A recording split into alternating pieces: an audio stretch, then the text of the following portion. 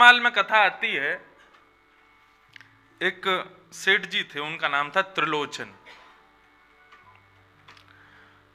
अपनी पत्नी के साथ में रहते थे, उनके कोई संतान नहीं थी।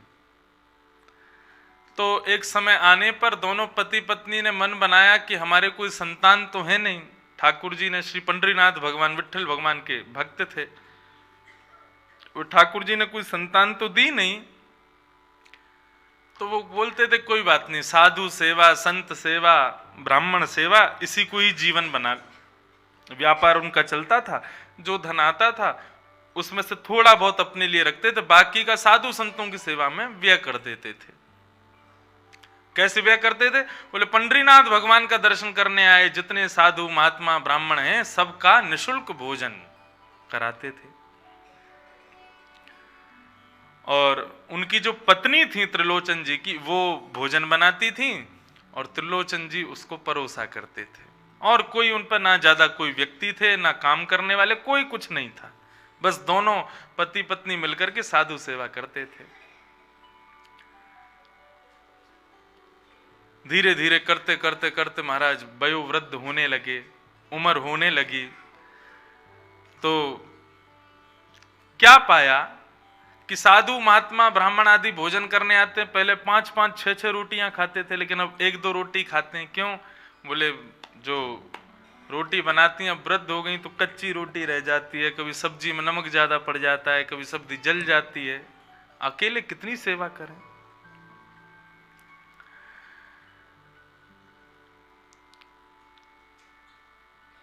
एक दिन पंडरीनाथ भगवान के चरणों में प्रार्थना करने के लिए गए। बोले कहा प्रभु आपकी बड़ी कृपा है, हजारों महात्मा हमारे यहाँ भोजन करने आते हैं, लेकिन आजकल धीरे धीरे ब्राह्मण कम होते जा रहे हैं, महात्मा कम होते जा रहे हैं, और हम कारण जानते हैं, मेरी और इसकी वयोवृद्धता, उसके कारण हम इतना नहीं कर पा रहे। ठाकुर जी आपने हमें संतान नहीं दी, हमें कोई शिकायत नहीं है उस बात से, लेकिन आप कृपा करके हमको एक सेवक प्रदान करो। हमारी वृद्धता में जो हमारे हाथ बटाया करे, थोड़ा बहुत हमारे साथ मदद कराया करे, ऐसा एक सेवक मिल जाए, कृपा करो। और त्रिलोचन जी ने अपने घर के बाहर एक बोर्ड पर लिख करके भी रख दिया, साधु सेवा संत सेवा हेतु सेवक की जरूरत, किसी को हो तो अंदर आके संपर्क करें। साधु महात्मा ब्राह्मण गौ, इनकी सेवा के लिए यदि आप सेवक खोजने जाओगे और यदि कोई सेवक मिल जाए, तो मैं अपनी बात कह दूं, इस बात को स्पष्ट समझिएगा, साधु महात्मा ब्राह्मण गौ की सेवा के लिए सेवक यदि कभी कोई मिल जाए तो ये समझना ये राधा रमन जी तो नहीं है। क्योंकि गौ ब्राह्मण संत सेवा के लिए ठाकुर जी तैयार बैठे रहते हैं। आपको पता है श्रीमद् भागवत में आज 10वें स्कंद जब प्रारंभ होगा, वहां पर नंद बाबा ने दर दर जाकर के पुत्र रत्न की प्राप्ति के लिए यज्ञ किए हैं। लेकिन जब संकल्प होता था, ब्राह्मण कहते थे कि आप यज्ञ क्यों करवा रहे हो, तो वे कहते थे विष्णु आराधनार्थाय, हमको संतान क्यों चाहिए, हमको पुत्र इसलिए नहीं चाहिए कि मेरी संपत्ति का वारिस कोई होना चाहिए या मेरा कोई वारिस होना चाहिए, मेरे कुल खानदान को आगे चलाने वाला कोई होना चाहिए। नंद बाबा कहते हैं हमको संतान इसलिए चाहिए, मेरे शालिग्राम की सेवा मेरे बाद कौन करेगा, मेरे यहाँ 9 लाख गायें हैं, उन 9 लाख गायों का सेवक कौन बनेगा। वे कहते थे कि मुझे पुत्र नहीं चाहिए, मुझे ठाकुर जी की, गौ की, ब्राह्मण की सेवा करने वाला एक अर्चक चाहिए। तो ये नहीं कहते थे कि मुझे पुत्र चाहिए। बहुत ध्यान से सुनिएगा इस बात को। पुत्र की प्राप्ति की जब भावना होती है, भगवान पुत्र देते हैं, लेकिन भगवान से यदि ये प्रार्थना करें, हे ठाकुर जी हम हर साल कथा कराते हैं, हमें आप संतान ऐसी प्रदान करो जो हमारे बाद भी ऐसी कथा कराता रहे, ब्राह्मणों की सेवा करता रहे, संतों की सेवा करता रहे, बिहारी जी के मंदिर में जाया करे, वहां पर सेवा किया करे। यदि इन कामनाओं के साथ पुत्र रत्न की प्राप्ति करना चाहोगे, ठाकुर जी का अंश ही पुत्र बन के आएगा। हमारे पूज्य पिताजी महाराज के गुरुदेव, मैं कोई अपनी प्रशंसा के भाव से नहीं कह रहा, एक बात बता रहा हूं। हमारे पिताजी महाराज के गुरुदेव श्री मलुक पीठ वाले महाराज जी श्री राजेंद्र दास जी महाराज जी के द्वारा सुना गया एक प्रसंग में बताऊं। अयोध्या कथा करने के लिए गए, 1 महीने की भागवत की कथा की पिताजी के पूज्य गुरुदेव ने। मैंने उनका दर्शन नहीं किया, मैं 5 महीने का था तब ठाकुर जी के चरणों को प्राप्त हो गए। अनंत श्री विभूषित श्रीमद् भागवत के सचल विग्रह श्री रामानुज प्रपन्नाचार्य गुरु जी महाराज, उनका चित्र मेरे पास ही रहता है, हमेशा कथा में सामने बैठते हैं। आपकी स्मृति में मैं और पिताजी हर वर्ष कथा कराते हैं दिसंबर में। इस बार दिसंबर में 13 से 21 दिसंबर तक वो कथा है। श्रीमद् जगत गुरु रामानुजाचार्य श्री राघवाचार्य जी महाराज अयोध्या से, उनकी वाल्मीकि रामायण कथा है। गत वर्ष भी हुई थी, इस वर्ष फिर उन्हीं की कथा है। 13 से 21 दिसंबर। हमारे गर्ग जी तो आएंगे, 1-2 दिन के लिए तो आना ही पड़ेगा। बाकी आप सब लोग भी आओ, उसमें यजमान हम ही होते हैं। तो गुरुदेव के द्वारा तो महाराज जी ने एक बार प्रसंग बताया, बोले गुरु जी की कथा हुई अयोध्या में। तो अयोध्या में कथा के बाद 1 महीने की कथा के बाद में जो जिन महात्मा ने कथा कराई, उन्होंने गुरु जी से कहा, गुरु जी दक्षिणा में क्या क्या प्रदान करें। तो जिन्होंने कथा कराई थी उनके इतने बड़े शालिग्राम भगवान, उनको नाम मुझे याद नहीं आ रहा, बड़ी छावनी अयोध्या, वहां के ठाकुर जी शालिग्राम भगवान, उनसे जो मनोकामना मांगी जाए पूर्ण होती है। तो गुरुदेव ने उनसे कहा कि आप अपने शालिग्राम भगवान से दक्षिणा के रूप में मांगो कि हमने भागवत का एक पुजारी वृंदावन में तैयार किया है, ठाकुर जी कह के लोग उनको पुकारते हैं। तो वे भागवत के पुजारी, ऐसा नहीं कहा कि भागवत का व्यास तैयार किया, बोले कि हमने भागवत का एक पुजारी तैयार किया है। अब उस पुजारी की सेवा अनवरत चलती रहे, उस पुजारी के बाद एक और पुजारी भागवत का घर में उत्पन्न हो, ये शालिग्राम भगवान से आप प्रार्थना करो। मतलब इनडायरेक्ट वे में क्या कह रहे थे, हमारे ठाकुर जी को एक पुत्र हो जाए। लेकिन किस भाव से कह रहे हैं, बोले भागवत का पुजारी चाहिए। तो भागवत का पुजारी ही हुआ। ठाकुर जी से जिस इच्छा से आप जो वस्तु की कामना करोगे, ठाकुर जी वह इच्छा उसी तरीके से देते हैं। पुत्र की कामना रखना, पुत्री की कामना रखना, किसी भी वस्तु की कामना रखना कोई बात नहीं, कामना रखो, लेकिन अपने सुख के लिए ना हो।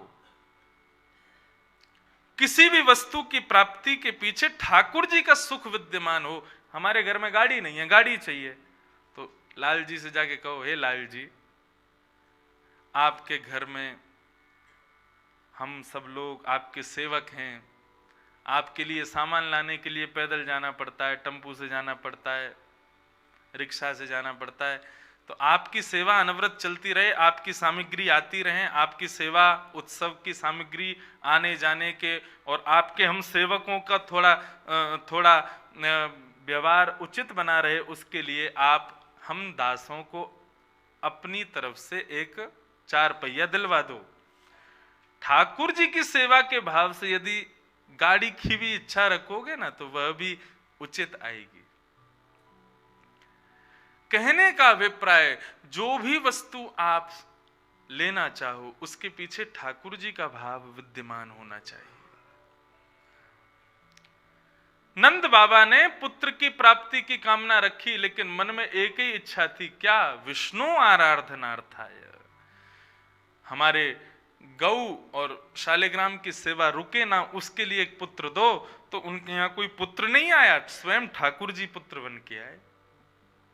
बोले गौ सेवक, संत सेवक मुझसे बड़ा कोई नहीं है, मैं किसी और को नहीं भेजूंगा, मैं स्वयं ही आऊंगा।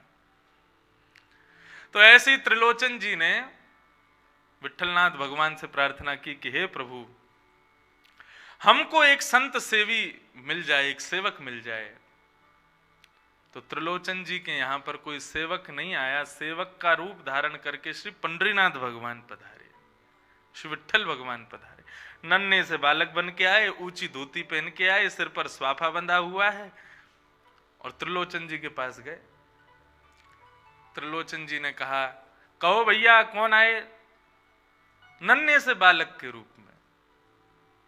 बालक ने कहा, आपके बाहर एक बोर्ड पर लिखा हुआ था सेवक की जरूरत है, साधु संतों की सेवा के लिए कोई सेवक चाहिए। तो हमने कहा हम कर देंगे सेवा। अच्छा बैठो। ठाकुर जी बैठ गए। त्रिलोचन जी बोले, नाम क्या है तुम्हारा? बोले, हमारा नाम अंतर्यामी। बोले, वाह बहुत बढ़िया नाम है, अंतर्यामी नाम। बोले, हाँ। माता पिता कहाँ रहते हैं? बोले, माता पिता का आता पता नहीं है हमारे। ठाकुर जी झूठ नहीं बोल रहे, सब सच बोल रहे हैं।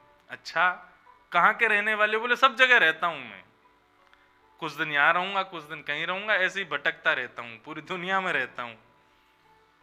बोले, अच्छा, यहां पे भैया कोई और काम नहीं है, साधु संतों की सेवा करनी पड़ेगी? ठाकुर जी बोले, वो तो मेरा जन्म जन्मों का काम है, वो तो मैं बचपन से करता आ रहा हूं।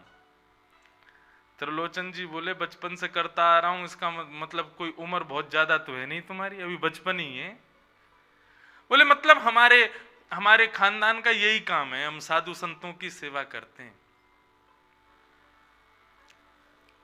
वो एक कथा आती है ना, एक बार यमुना जी में बाढ़ आई तो यमुना जी के किनारे बिल में एक कुकर रहता था अपने सारे बच्चों के साथ। तो जैसे ही यमुना जी में बाढ़ आई तो उसके छोटे छोटे पिल्ले निकल के आए। बोले, अरे राम, हमने तो अपने जीवन में ऐसी बाढ़ देखी नहीं। अब तुम हो ही एक आध दिन के, तो तुम कहां से देखोगे? 2, 4, 15 साल के होते तो पता चलती ना। ठाकुर जी नन्हे से, और नन्हे से ठाकुर जी बोल रहे हैं ये तो हमारे जन्मों का काम है। त्रिलोचन जी बोले, ठीक है, तो फिर हमारे यहाँ काम करो। तो अंतर्यामी भगवान बोले, देखो हमने आपकी सारी बात मानी, अब हमारी बात और सुनो। बोले, आपकी बात क्या है? बोले, हम जैसा कहोगे वैसी सेवा करेंगे, लेकिन सबको भोजन परोस तो देंगे, सबका भोजन बना तो देंगे, लेकिन हम जो खाएंगे वो आपको बनाना पड़ेगा।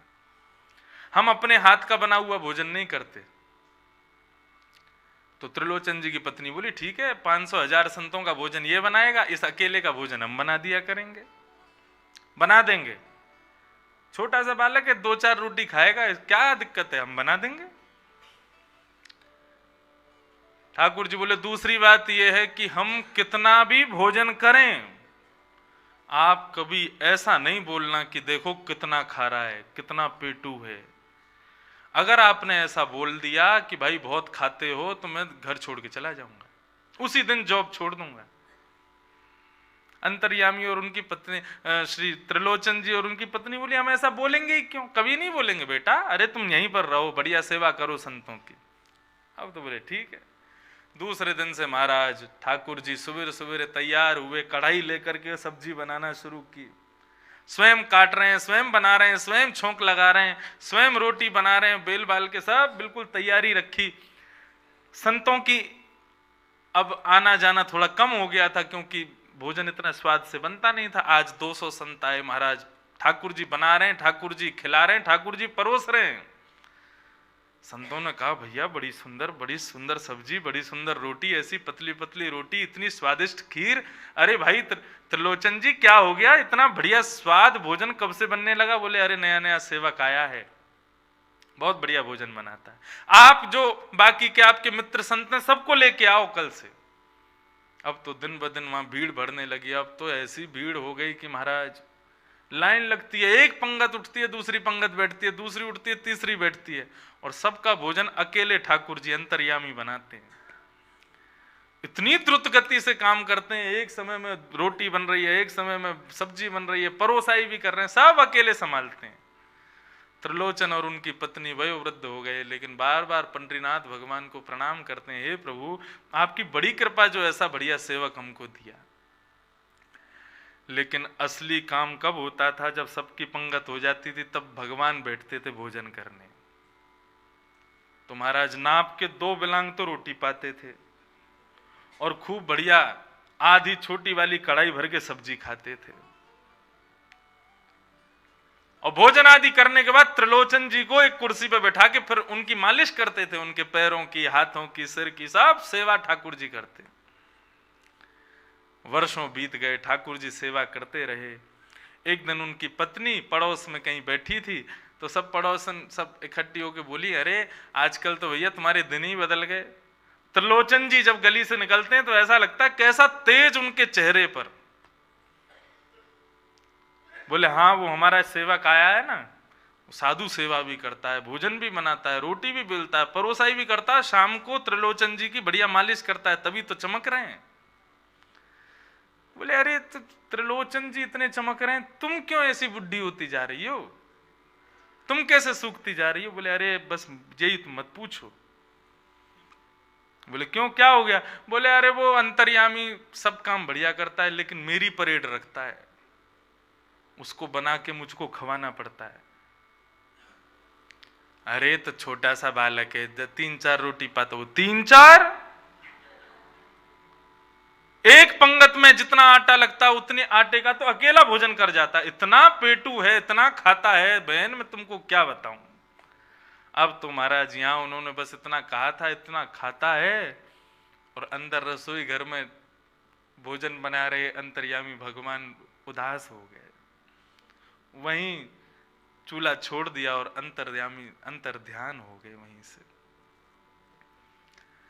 संतों का जमावड़ा आया भोजन के लिए। अब तो महाराज त्रिलोचन जी गए, कहाँ है भाई बेटा अंतर्यामी? अंदर देखा तो चूल्हा शांत है, रोटी के आटे अलग रखे हैं, सब्जियां अलग रखी हैं, अंतर्यामी का कोई पता नहीं। कमरों में जाकर के खोजा, गली में खोजा, पड़ोसियों से पूछा, लेकिन ठाकुर जी कहीं नहीं मिले। यहां संत सब बैठ गए पंगत में, अब क्या पवा में कुछ बना ही नहीं है। त्रिलोचन जी रुदन करने लगे, मेरा अंतर्यामी कहां चला गया। खोजते खोजते खोजते खोजते पंडरीनाथ भगवान के मंदिर में गए। पंडरीनाथ भगवान के सामने हाथ जोड़ करके बैठ गए, हे ठाकुर जी, हम तो उसमें ही आपका दर्शन किया करते थे, हमसे कोई अपराध हो गया, कोई अपमान हमसे हो गया, हमारा अंतर्यामी कहां चला गया। त्रिलोचन जी ने अपनी पत्नी से कहा, देवी उसने जो शर्त रखी थी कहीं उसका उल्लंघन तो नहीं किया?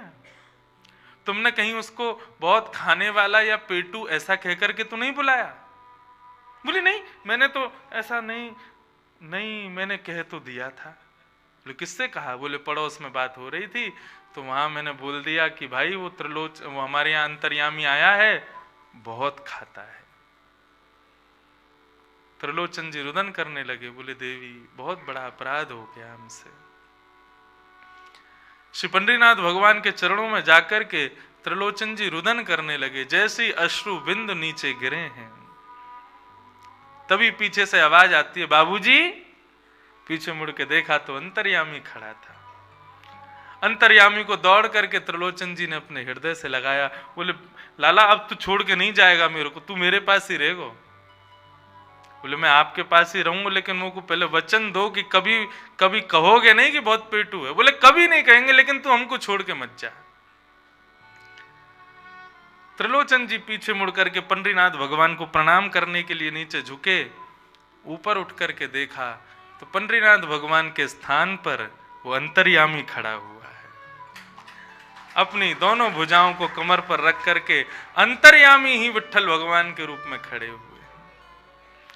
त्रिलोचन जी के रोम रोम रुदन करने लगा, प्रफुल्लित हो गए। बोले प्रभु मैंने आपसे सेवा करवाई, आपसे सब्जी बनवाई, आपसे रोटी बनवाई, आपसे अपने अपने अपने अंग की सेवा आपसे करवाई, मैंने बहुत बड़ा अपराध किया, प्रभु मुझे क्षमा कर दो।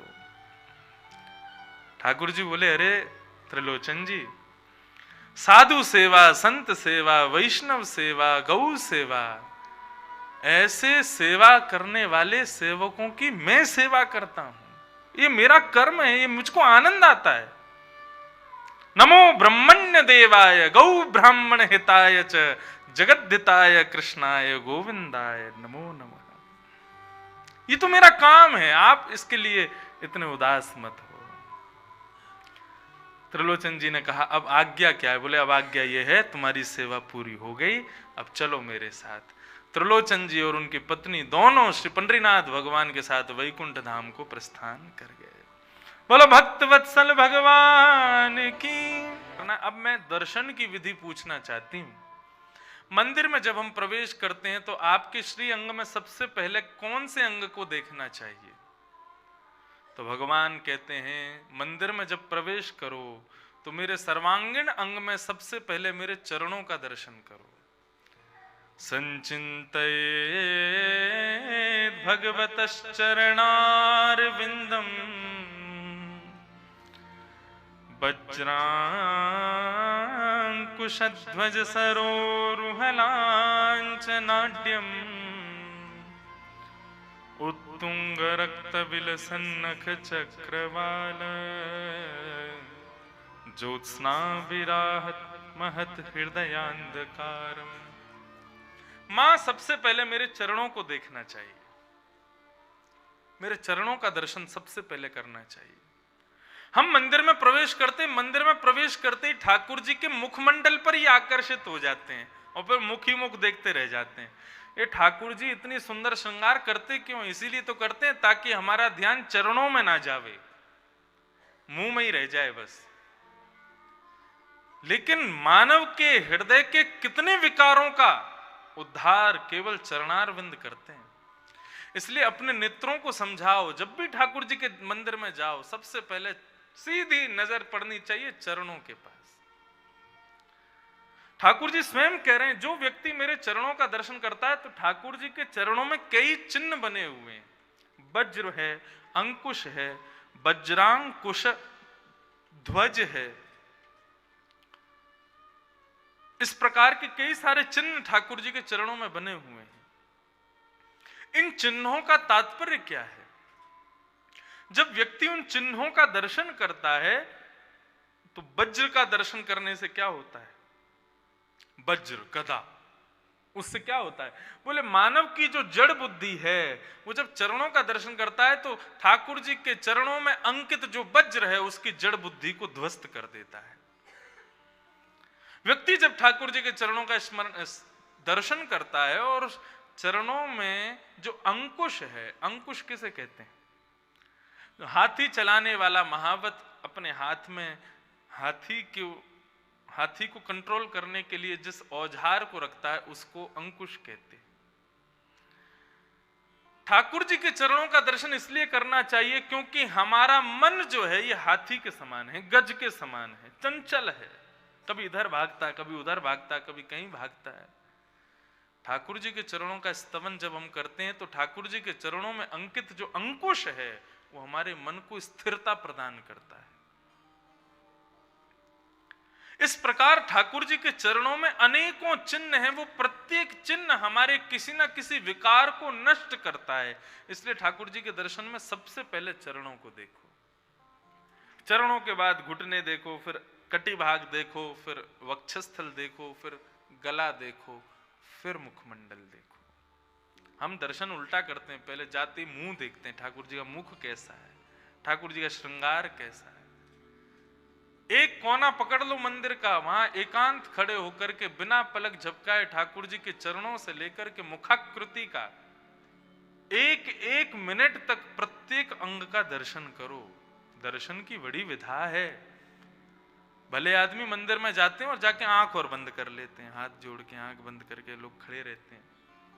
बिहारी जी के मंदिर दर्शन करने जाते हैं, दिल्ली पंजाब के लोग आते हैं, आएंगे, कहाँ है बिहारी जी? बोल रहे बिहारी, अच्छा जय हो बिहारी जी, हमारी फैक्ट्री चलवा देना, हमारी बेटी का ब्याह करवा देना, हमारे बेटा का ये देख लेना, हमारा वो। तुम दर्शन कहाँ कर रहे हो? आंख बंद करके खड़े हो। आंख बंद करने की तो विधा है ही नहीं मंदिर में। नेत्रबंद कब किए जाते हैं? सामने जो छवि हमको दिख रही है जब वो हृदय में प्रकट हो जाए तब नेत्रबंद किए जाते हैं। हम नेत्रबंद करके अपनी लिस्ट पढ़ने लग जाते हैं, ये कर दो वो कर दो। नहीं, एकांत में बैठ करके ठाकुर जी को देखो। मोहनदास जी महाराज कह रहे हैं, नयन भर देखूं नंद कुमार, तादिन ते सब भूल गए हैं बिसरो पति परिवार। जिस दिन से ठाकुर जी को देखा है उस दिन से सब भूल गए, पति को भूल गए, परिवार सबको भूल गए। नयन भर देखूं नंद कुमार, बिन देखी हूं विवश भई हूं रोम रोम सब वार। बिना देखे कैसा होता है? बोले प्रत्येक रोम मानो खींचता है कि ठाकुर जी का एक बार दर्शन कर लें, एक बार ठाकुर जी को देख लें। अच्छा एक बात बताएं, आजकल हमारी अत्यंत दृष्टि किस वस्तु पर पड़ती है बताओ? किसको देखने का मन ज्यादा करता है बताओ? अरे कोई ना देखे ठाकुर जी, सब देखें फोन। ठाकुर जी को कितनी देर देखते हैं? हाँ, मोबाइल। वो तो भलाई है इस हॉल में यहां नेटवर्क कम आते हैं, नहीं तो महाराज लोग कथाओं में भी बैठे तो नीचे फेसबुक खुला रहेगा। और देखो, नए बालकों को तो चलो ठीक है, उनको तो है क्रेज। जो बड़े बूढ़े हैं ना, जो अभी अभी सीखे हैं फेसबुक और ये सब चलाना, उनको देखो। हाँ, शाम को निश्चित ही ऐसा होता होगा, कथा के बाद सारी माताएं घर पे फोन करती होंगी, फेस देख देख ये कमरा हमारा है, यहाँ कथा हो रही है, यहाँ पे व्यास जी बैठते हैं, दिख रहा है?